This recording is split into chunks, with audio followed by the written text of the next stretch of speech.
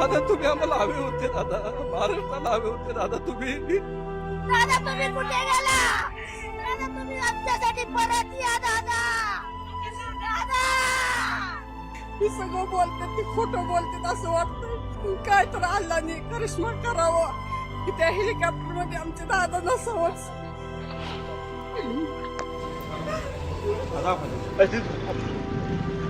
दादा आमचे खूप जीव लागत, आमच्या प्रत्येक गोष्टीला उभं राहायचं दादा.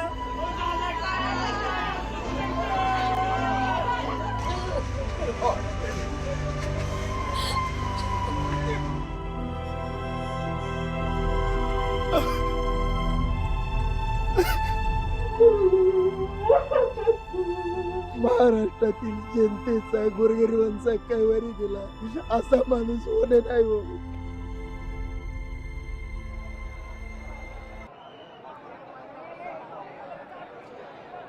मंडळी, आजची सकाळ या महाराष्ट्रासाठी अतिशय दुःखद अशी बातमी, महाराष्ट्राला दुःखाच्या सागरात बुडवणारी बातमी घेऊन आली. आणि ही बातमी होती राज्याचे उपमुख्यमंत्री अजित पवार यांच्या अपघाती निधनाची. कुणाचाही विश्वास बसणार नाही अशी ही बातमी महाराष्ट्राला पचवावी लागली. आणि आज दिवसभर महाराष्ट्र स्तब्ध आहे, निशब्द आहे. महाराष्ट्राच्या मनात आज दुःखाची लकीर आहे. आणि आज बारामतीच्या विद्या प्रतिष्ठानच्या या मैदानावरती जमलेला हा अथांग जनसागर जो आहे तो अजित पवार यांना शेवटचं दर्शन घेण्यासाठी, अजित पवारांचं दर्शन घेण्यासाठी इथं आलेला आहे. राज्याच्या कानाकोपऱ्यातून अजित पवार यांच्यावर प्रेम करणारे हे सगळे कार्यकर्ते तातडीनं बारामतीच्या दिशेनं धावले. आणि आता ह्या सगळ्या मैदानामध्ये हे सगळे कार्यकर्ते दादांचं अंतिम दर्शन घेण्यासाठी, दादांकडे कामं घेऊन येणारे हे सगळे कार्यकर्ते आज दादांचं अंतिम दर्शन घेण्यासाठी आलेले आहेत. आणि थोड्याच वेळामध्ये बारामतीतल्या विद्या प्रतिष्ठानच्या मैदानामध्ये अजित पवार यांचा पार्थिव देह थोड्याच वेळात इथे येणार आहे. सगळे जे नेते आहेत ते इथं दाखल झालेले आहेत, त्यांना शेवटची सलामी सुद्धा इथं दिली जाणार आहे. त्याची तयारी पोलीस प्रशासनाकडून केली जाते. आपण प्रेक्षकांना हे दाखवूया. आणि दुसऱ्या बाजूला अजित पवार यांचा एक स्मित हास्य असा फोटो आहे. कधी कुणी स्वप्नातही विचार केला नसेल की आपण आपल्या हयातीमध्ये दादांच्या एवढ्या उमद्या या व्यक्तिमत्वाला हार घातलेला फोटो आपल्याला बघता येईल आणि ती बघण्याची वेळ येईल.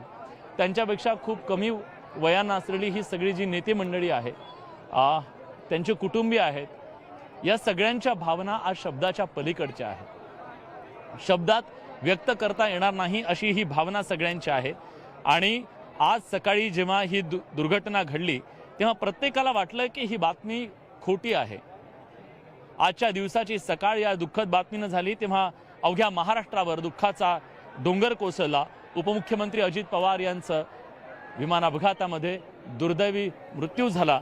आणि सकाळी ते मुंबईहून बारामतीला जिल्हा परिषदेच्या या सगळ्या निवडणुकांच्या प्रचारासाठी आलेले होते. प्रचार सभा होत्या त्यांच्या. आणि माहिती आहे आपल्याला की पायाला भिंगरी लावून अजित पवार गेल्या काही दिवसामध्ये पक्षाच्या या निवडणुकीच्या काळामध्ये प्रचारासाठी फिरत होते, सभा गाजवत होते. अनेक जण आज अजित पवार आपल्या इथं सभेला येतील याची वाट पाहत होते. नेते वाट पाहत होते, कार्यकर्ते वाट पाहत होते. रोजच्या सारखी त्यांची सकाळ लवकर सुरू झाली. आणि त्यानंतर कुणाला ध्यानीमनी नसताना अशा प्रकारचा हा अतिशय भीषण असा विमान अपघात झाला, ज्या अपघातामध्ये अजित पवार अर्थात महाराष्ट्राच्या अजित दादांना महाराष्ट्राला गमवावं लागलेलं आहे. आता ही सलामी देण्याची तयारी सुरू आहे. पोलीस इथं पोहोचलेले आहेत आणि त्यांचे कुटुंबीय सुद्धा, त्यांचे भाऊ सुद्धा आहेत. तर आज जेव्हा ही बातमी आली त्या बातमीनं संपूर्ण महाराष्ट्राला दुःखाच्या सागरात लोटलेलं आहे. ही बातमी खोटी असावी या आशेवर दिवसभर जे कार्यकर्ते वाट पाहत होते त्यांची आशा मावळली. आणि आज सकाळी एकदा आणि आता संध्याकाळी एकदा, दोनदा सूर्य मावळला. थेट जाते मी माझे सहकारी विलास बडे यांच्याकडे. विलास, तुम्ही बारामतीमध्ये आहात, आता तिथे काय नेमकी परिस्थिती आहे? कृपा करून बसा इकडे, जरा बसा सगळेजण. प्रियंका, संपूर्ण महाराष्ट्राला आज शोकसागरात बुडवणारी घटना सकाळी घडली.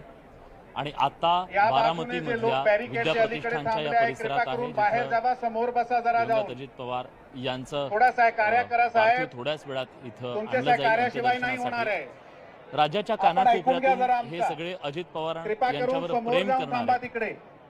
त्यांचे कार्यकर्ते इथं दाखल झालेले आहेत आणि त्याचबरोबर राज्यातले प्रमुख नेते मंडळी सुद्धा इथं आलेली आहे.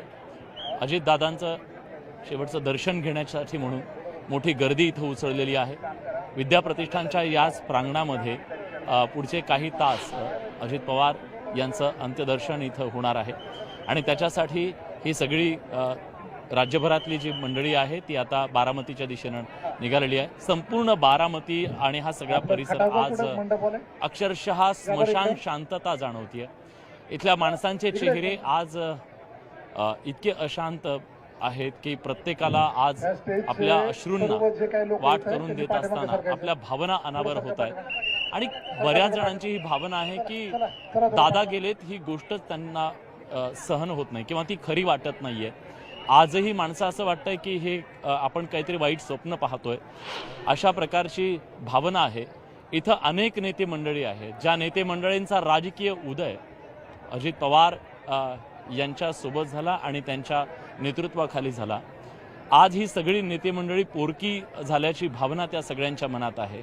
ज्या कार्यकर्त्याला अजित पवार यांनी आतापर्यंत आधार दिला, त्यांचा जे आधारस्तंभ होते, तो कार्यकर्ता आज स्वतःला पोरका झालोय अशा भावना व्यक्त करतोय आणि त्यामुळे एक प्रकारे आज संपूर्ण हा परिसर शोकाकुल आहे. कुटुंबियांचं दुःख तर आपण वर्णन करू शकत नाही, इतकं हे दुःख मोठं आहे.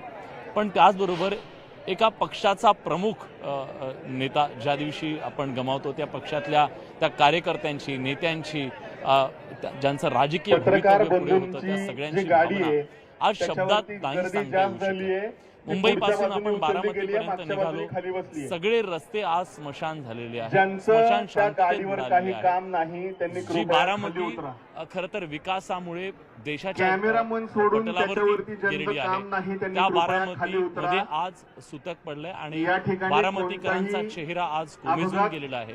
कधीच बारामती अशी दिसलेली नव्हती.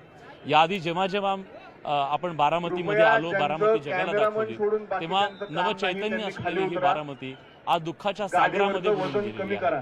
इथला तरुण असेल, वयोवृद्ध असेल, घरातली महिला असेल, अगदी लहान मुलं असतील, प्रत्येक जण दुःखाच्या या सागरात बुडालेला आहे. आणि अविश्वसनीय असं हे आहे की आपले दादा आज आपल्यात नाहीयेत, ही भावना स्टेजवरती मागच्या बाजूला जे लोक आहेत ते बॅरिकेड पाडण्याची वेळ आली या आहे. दुःखातून सावरायला एकच गोष्ट पोलीस यंत्रणा पण आपल्याला वारंवार सांगतेय, दादांवर प्रेम वारंवार आपल्याला करणाऱ्या, सांगतोय आपण सामान्य आदरणीय नागरिकांना दादांना सुद्धा श्रद्धांजली आज अर्पण जो धक्का करण्यासाठी इथे बसलेला आलो आहे आहोत. तो अवर्णनीय असा दादा आहे. आणि शिस्तीचे पालन करते होते, आपण या जर शिस्त सगळ्या पाळणार नसाल परिस्थितीमध्ये ते योग्य ही जी नाही. सगळी राजकीय नेते मंडळी आता अशा आपण बघतो, प्रसंगी पोलीस ज्यांचं यंत्रणेचा राजकीय हस्तक्षेप करिअर योग्य दादा नाही. यांच्या कृपया सगळ्यांनी सोबत सुरू शिस्तीचं झालं, पालन त्यांच्या करा, स्टेजवरची माध्यमातून गर्दी सुरू कमी झालं. करा. आज त्या प्रमुख प्रत्येकाच्या मान्यवर समोर यांच्या प्रश्न आहेत व्यतिरिक्त आणि स्टेजवरती दादा कृपया गेल्याच्या कोणीही नंतर थांबू नका. आपलं काय हा प्रश्न अनेकांच्या मनात आहे. अजून आदरणीय दादांचं पवार साहेब आणि जाणं, पवार त्यांचं कुटुंबियांना वैयक्तिक या ठिकाणी येण्यासाठी प्रत्येकासोबतचं जागा नातं लागणार होतं आहे. अजित पवार यांचं. आपण प्रत्येक जागा रिकामी कार्यकर्त्याला करा. सांभाळलं, त्यांनी आधार दिला. ज्यांचं अजित पवारांनी स्टेजवरती काही कार्यकर्त्यांना काम ताकद नाही दिली. त्यांनी अजित कृपया पवारांनी स्टेजवरती नेते थांबू घडवले. नये. त्यांच्या सुखदुःखामध्ये ते सहभागी झाले. प्रत्येकासोबत त्यांचं एक जे लोक वैयक्तिक नातं आहे. शिस्तीचं पालन ही करून सगळी नेते रांगेत मंडळी उभे आज आहेत वेगवेगळ्या त्यांच्याकडे पदावर बघा, जरी असली, त्यांच्या मागे अनेक आमदार रांगेत उभे घडवण्याची, राहा, अनेक रांग खासदार करा. घडवण्याची, अनेक नेते घडवण्याची ताकद असणारा हा उमदा नेता आज जाणं या महाराष्ट्राचं कधी न भरून येणारं नुकसान करणार आहे. आणि ती भावना पत्रकार इथल्या बंधूंची प्रत्येक गाडी, ठिकाणी त्या जाणवते गाडीमध्ये आपल्याला. या प्रमाणापेक्षा जास्त हवेमध्ये लोक झाले. दुःखाचा कॅमेरामन एक सोडून प्रचंड जर त्या मोठा, गाडीत कोणी असेल तर कृपया भावनेचा खाली उद्रेक उतरा. सुद्धा आपल्याला इथं जाणवतो. प्रियंका. निश्चितच विलास, जेव्हा सकाळी पहिल्यांदा ही बातमी आली तेव्हा प्रत्येकाला असं वाटलं, पत्रकार असू देत किंवा बारामतीचे लोक असतील, राज्याचे नागरिक असतील, सगळ्यांना असंच वाटलं होतं की ही बातमी बहुधा खोटी असावी किंवा खोटी ठरावी. पण जेव्हा विलास हे सगळे दृश्य समोर आले, कशा पद्धतीने हे विमानाचा अपघात झाला, त्यानंतर कळालं की बातमी ही खरी आहे आणि मग महाराष्ट्र हळहळला.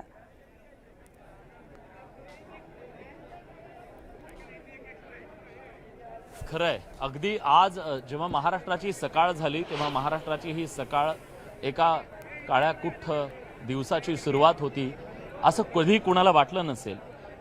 आपल्या प्रत्येकाच्या काळजाचा ठोका चुकवणारी ही बातमी होती आणि बारामतीचे दादा नव्हे तर या महाराष्ट्राचे दादा आपल्यातून घेऊन जाणारी आजची ही सकाळ होती. या बारामतीवर आज विमान नाही कोसळलं, बारामतीवर आज आभाळ कोसळलं. बारामतींना पोरकं करणारा आजचा हा दिवस होता. इथल्या कित्येक कार्यकर्त्यांचा श्वास दादा होते, त्यांचा आधार दादा होते. या बारामतीच्या अगदी छोट्यातल्या छोट्या गोष्टीकडे दादांचं लक्ष असायचं. म्हणजे कुठल्या इमारतीचा टवका जरी निघालेला असेल तर लगेच तिथल्या व्यक्तीला बोलवून घेऊन हे असं का झालं म्हणणारे. बारामतीवर प्रचंड प्रेम करणारा बारामतीचा हा सुपुत्र आज बारामतीच्या कुशीमध्ये जेव्हा विसावला, खरं तर दैवी दुर्विलास आपण म्हणूया हा, की दादांची सुरुवात इतर सगळ्यांच्या आधी व्हायची, प्रशासनाच्या आधी दादांची सुरुवात व्हायची. पण कदाचित नियतीला सुद्धा हे माहीत होतं की दादा सकाळी लवकर कामाला सुरुवात करतात. नियतीनं सुद्धा तीच वेळ दादांना गाठलेली आहे आणि इतकं दुःख या बारामतीकरांचं असेल किंवा महाराष्ट्रात दादांवर प्रेम करणाऱ्या प्रत्येकाच्या मनात असेल. महाराष्ट्राला जणू काही शाप आहे की उमदे कर्तृत्ववान नेते गेल्या काही वर्षांमध्ये आपण सगळ्यांनी गमावले आणि कधी कोणाच्या स्वप्नातही वाटलं नव्हतं की कालपर्यंत मिश्किलपणे पत्रकारांच्या प्रश्नांना उत्तरं देणारे दादा, झपाटल्यासारखं पायाला भिंगरी लावून फिरणारे दादा, निर्णयांचा धडाका लावणारे दादा, प्रत्येक प्रश्नावर हजरजबाबीपणे उत्तर देणारे दादा आणि सभा जिंकून लोकांची मनं जिंकणारे दादा आपल्यात नसतील ही भावनाच कुणाला मान्य होत नाहीये. आणि आज इकडे सगळ्यांच्या मनात भावना आहे की एकच वादा अजित दादा, पण हा वादा या बारामतीच्या विकासाचा होता, प्रत्येकाला साथ देईन असा होता. पण दादांचा तो वादा अपूर्ण राहिला, तो म्हणजे बारामतीची साथ त्यांनी सोडून ते एकटे आपल्या कधी न परत बारामतीत पुन्हा कधी न परतण्याच्या प्रवासाला अजित पवार हे निघून गेलेले आहेत. आणि आज त्यांचं हे जाणं प्रत्येकाच्या काळजाला चटका लावणार आहे. केवळ हे कार्यकर्त्यांचं पक्षाचं नुकसान नाही आहे, अजित पवार यांच्यावर प्रेम करणाऱ्या प्रत्येक माणसाचं नुकसान, या महाराष्ट्राचं नुकसान आहे. आणि ते या सगळ्या भारलेल्या भावनेनं उथंबून वाहणाऱ्या या वातावरणामध्ये आपल्याला हे जाणवतं. संपूर्ण हा आसमंत आज घुमतोय अजित पवार यांच्या त्या घोषणांनी आणि दादांच्या बद्दलचा जो प्रेम आहे, दादांच्या बद्दलचा जो आक्रोश आहे तो आज या आसमंतात आपल्याला पाहायला मिळतोय. तर या घोषणा गगनभेदी घोषणा आहेत, त्या म्हणजे अजित पवार अमर रहे पासून एकच वादा अजित दादा. खरं तर सगळ्यांच्या भावनात हीच भावना होती. एकदा दादांनी शब्द दिला की दादा शब्द मोडत नाही. जर काम होणार असेल तर होणार आहे, नसेल तर नाही असं म्हणणारा, राजकीय धारिष्ट्य दाखवणारा इतका उमदा नेता या महाराष्ट्रानं पाहिला दादांच्या रूपाने. आणि आज हाच जो संकल्प होता, दादांनी एकदा शब्द दिला तर तो शब्द अंतिम असेल आणि तो वादा असेल आणि दादांनी तो शब्द शेवटच्या क्षणापर्यंत पाळण्याचं काम केलं. म्हणूनच इतकं प्रचंड मोठं प्रेम या महाराष्ट्रातल्या जनतेनं अजित पवार यांच्यावरती केलं. 4 दशकांचं राजकारण अजित पवार यांचं महाराष्ट्रानं पाहिलं, अजित पवार यांची धडाडी पाहिली, अजित पवार यांचं राजकारण पाहिलं, अजित पवार यांचा स्वभाव पाहिला, त्यांचं निर्भीड असणं पाहिलं.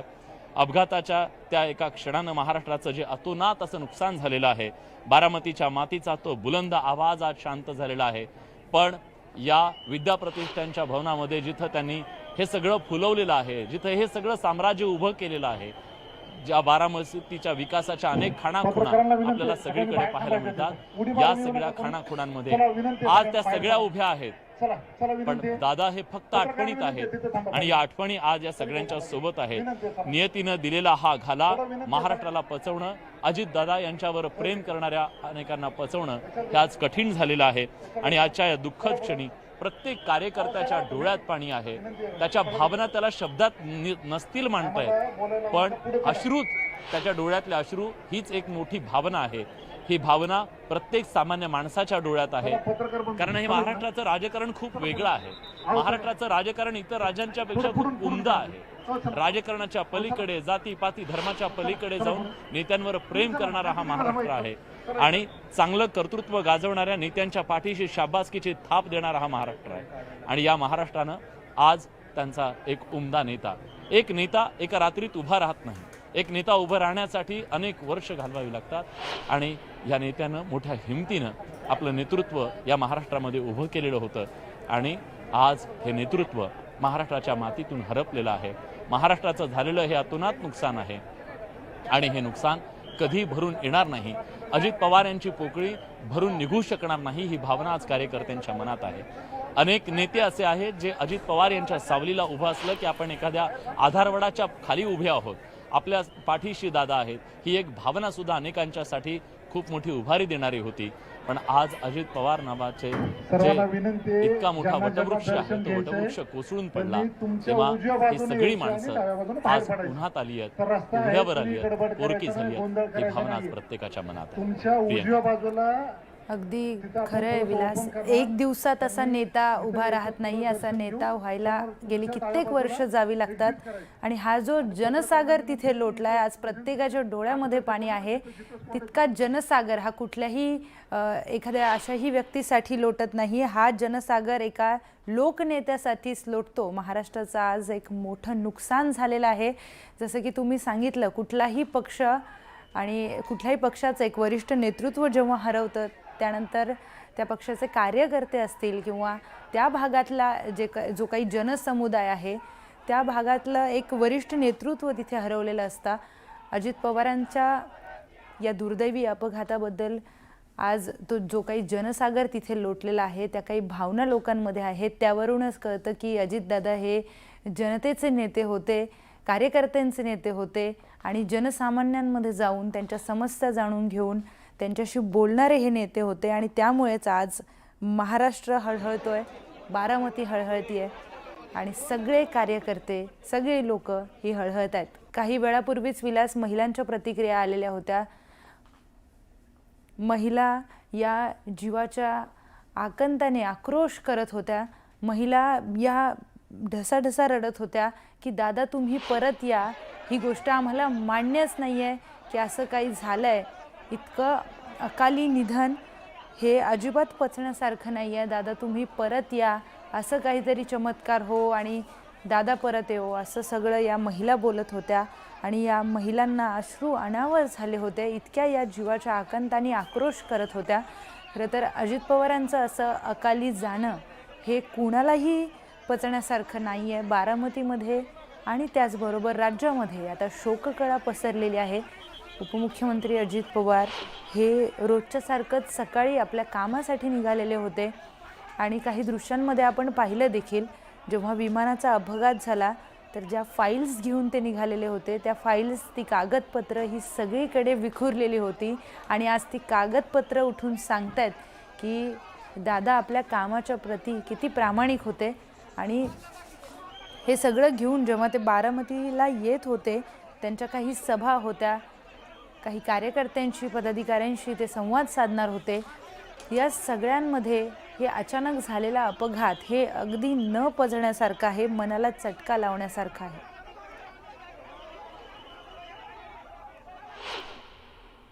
पुलिस वाला वैसे आदमी थे वो. मुझे याद आता है मैंने गांव में जब आदरणीय उद्धव जी साहब के हाथ से शुभ हस्ते एक छोटा सा डैम रिजर्वायर बनाने की प्रयास किया तो उसको मान्यता मिली, पैसे की उपलब्धि चाहिए थी तो हफ्ते में देने की आदत होती ना सरकार की.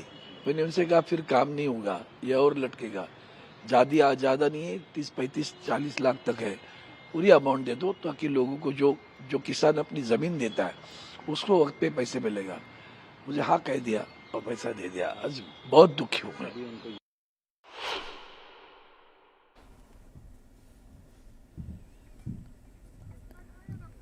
दोन दृश्य आपण बघतोय. एकीकडे मोठा जनसागर हा बारामती मध्ये लोटलेला आहे, तर दुसरीकडे आपण बघतोय की सगळे ज्येष्ठ नेते हे बारामतीमध्ये दाखल होत आहेत. काही वेळामध्येच तिथे अजित पवारांचं पार्थिव आणलं जाईल. जेव्हा मुख्यमंत्री मी असताना